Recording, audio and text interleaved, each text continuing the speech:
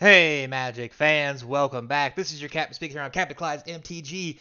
I'm a little late today. Got a call middle of the day. Life happened. Work calls, duty, and all that stuff. Duty. Anyway, what we have today is some more spoilers from the Whoa set, Wilds of Eldraine. So before we get started, don't forget comment, like, subscribe, hit that notification bell. It helps support the channel and keeps me sponsor free. And if you're not going to do that, then I'm going to have sponsors on here. You're going to have to start skipping content. I'm going to have to open OnlyFans, and we're all going to lose because then I'll be on there and people are going to be blind and I'm going to be embarrassed. And it's bad for everybody, so just subscribe. Anyway, so let's get started. We got a few to go over today. Here we go. Eerie Interference. Interesting art, looks like ghosts. So white and 2 instant. Prevent all damage that would be dealt to you and creatures you control by creatures until end of turn.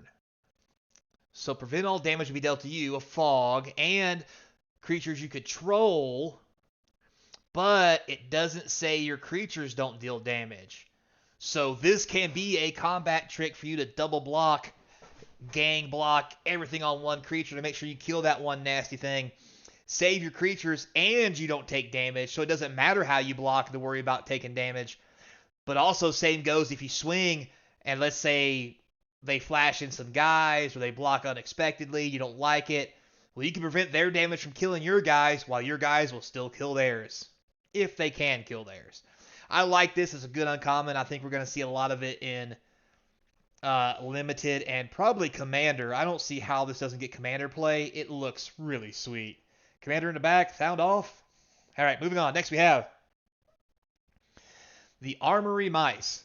All right, so before we go into this, as you guys know, I don't look at these beforehand, and I think it's really cool that the mice are not just dressing the female princess. Now they're dressing the dude warrior knight. That is, if there is a prince to save the young lady. Oh wait, is that too soon for the new Snow White? Anyway, moving on. Armory Mice, a white and 1 for a 3/1 creature mouse. I love the mouse creature. I'm going to make a mouse deck. More of the mice. Celebration. Armory Mice get +0/+2 as long as 2 or more things enter the battlefield on your turn. In a mono white deck that's white weenie, that's very easy to do. And this could very easily be a 3/3 for 2 mana on a regular basis. Not to mention other shenanigans that may pop off inside your white deck. Even at common, this is going to be pretty sweet. Because even if you can't make it a 3/3, a 3/1 for 2 is right on rate with being boss, right? Next we have the Creek of Gometolo. Alright. Anyway, blue and 3 for this flying fairy. It's a 3/3 for 4. It flies. That's fine for limited. But it also has an adventure, which is Tear the Seam, a white and 2 instant, destroy target tapped creature. This is a beautiful thing for limited. This is going to make blue-white decks more dangerous because now you get creatures and removal. I don't think it's good enough for standard, but it is dang close, and I wouldn't be surprised if people don't try to play it. I mean, 3 mana destroy target tap creature is fine, plus you get a creature out of it. Like, we start talking utility, there's nothing better than having removal spells and creature spells on the same card. Alright, moving on. Next we have Fairy Fencing. That's not what I'm going to leave that topic alone before I get banned on YouTube. Anyway, Fairy Fencing. Black and X instant. Target creature gets -X/-X till end of turn. It gets an additional -3/-3 if you control a fairy as you cast this spell. This is insanely good for fairy decks. Basically a 1 black -3/-3, and it's just a bonus from there. This is going to see play in decks, and I think a foil is going to be pretty sweet. Any fairy deck's going to run this. And there are a couple fairy decks floating around back in the day. Bitter Blossom, you name it. Like, this may make, with the fairy scene with Wilds of Eldraine, it may make fairy decks possible again. Now we have the Storm Elk. Green and 3 Trampler. That's a 3/4. Seems good. Whenever you cast a spell, mana value 5 or greater, put a +1/+1 counter on the Elk. That's even better. It does have an adventure, which is Peer Through Clouds. Blue and 1 instant. Draw 2 cards, then discard 2 cards. I don't know if I like that. I mean, good. I mean, in limited, it's fine. You want to cycle through a bunch of land, this is your guy. You want a 3/4 creature, this is your guy. You want to do both, this is your guy twice, or girl, or whatever. I don't know if it'll be good enough to see any kind of like standard play. And it's just not powerful enough for anything past that. Maybe in a commander slot for giggles if you're it is an elemental, so an elemental deck and commander maybe, I don't know. Next we have the royal treatment, which there's a guy with a bunch of foxes. This is getting furry real quick. Anyway, the furries are loose. 1 green instant. Target creature you control gains hexproof to end of turn. Create a royal roll token. Say that 5 times fast. Attached to that creature. That creature gets +1/+1 and has ward 1. This is probably one of the best protection spells Green's had, period. Not only does it give hexproof, it doesn't give pluses or anything, and that's fine. But you get hexproof, plus the creature becomes +1/+1, which does happen with one other spell, but this also gives ward 1. May not seem like a lot, but it could be enough to be just enough of an inconvenience to make it really strong. I like this card, and I think people are going to start using it a lot. I mean, I'd play it in my Infect deck. Heyo! Alright, moving on. Next we got Into the Fey Court. 2 blue and 3 sorcery. Draw 3 cards. Create a 1/1 blue fairy creature token with flying. And this creature can block only creatures with flying. I mean, it's fine for a common. It's a 3 mana, it's a 5 mana, draw 3 cards, plus you get a 1/1. A little bit of power creep. I mean, limited on place you're going to see this. Back for seconds. So black and 2 sorcery has bargain. For those who don't remember, bargain is you sacrifice artifact, enchantment, or a token, which can be the roll tokens that you get from the different spells and stuff. Return up to 2 target creature cards from your graveyard to your hand. If this spell was bargain, you may put one of those cards with mana value 4 or less onto the battlefield instead of putting it into your hand. This is insanely good. Great for limited. Probably going to see standard play. I mean, 4 or less just by sacrificing something. And the things you get sacrificed can be tokens. Like, this seems really good. I think it's going to see some play. And it may see some play in some Reanimator decks. Yeah, there's shenanigans to be had here. All right, moving on. Next, we have Knight of Sweet's Revenge. Green and 3 enchantment. When it enters the battlefield, create a food token. Foods you control have tap, add a green. Hello. 2 green and 5. Sacrifice Knight of Sweet Revenge. Creatures you control get +X/+X to end of turn, where X is the number of foods you control. Activate only as a sorcery.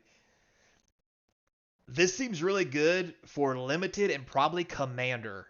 Like, commander guys, hit me up. Do you think this is something you would play in a Food Matters deck? Because it seems like it would be. Because it seems really good. I mean, especially since you got things like Limbus Bread now, where it comes into play, you scry and draw. If you sacrifice it, it goes back into your deck. Like, there's a lot of good food synergies going on, especially with the whole woe set going off of the whole fairy tale theme. Next, we have Corvold and the Noble Thief. This saga is a red and 3. For 1 and 2, you get to create a treasure token. That's pretty sweet, but for 4 mana is a bit much. For 3, exile top 3 cards of target opponent's library. You may play those cards this turn. Ooh, looky there. Now that is something special. I don't know if it's going to see a whole lot of play, but this is definitely something I'd be slipping into a commander deck just to play the opponent's stuff to make them, like, mad. And shenanigans and stuff. But yeah, it's okay. Somebody's going to play it. I think it's alright. I do like the art. Great and limited. Alright, here we go. Picnic Ruiner. Come back with that basket, you little...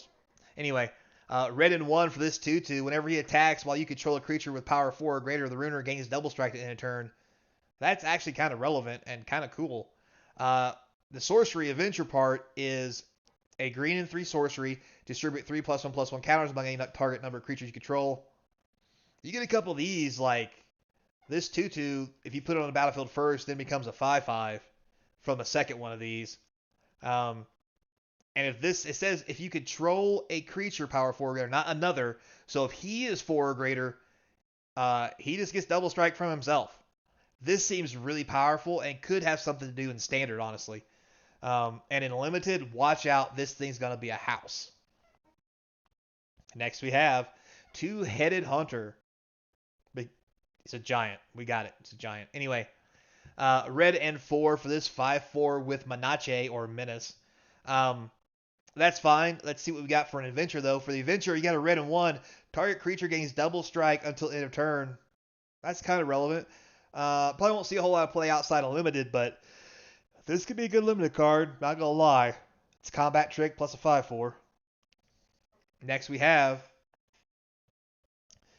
Whoops. Just testing ya. Anyway, Hopeless Nightmare, 1 black enchantment. When Hopeless Nightmare enters the battlefield, each opponent discards a card and loses 2 life. Wow. When Hopeless Nightmare is put into a graveyard from the battlefield, scry 2.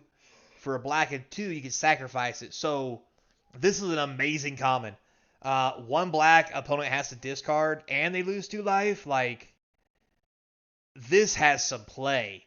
And the ability to sacrifice it to scry 2 later, yeah, this is going to be in a deck. Probably a modern deck, honestly. The ability to discard causes your opponent to lose 2 life in like a black-red burn deck.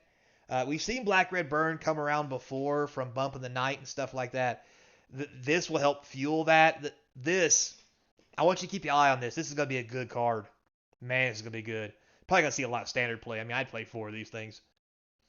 All right, next we have the Chancellor of Tales. Blue and 3 for a 2/3 flyer. Whenever you cast an adventure spell, you may copy it. You may choose new targets. Oh my. Oh my. Oh my. Oh my.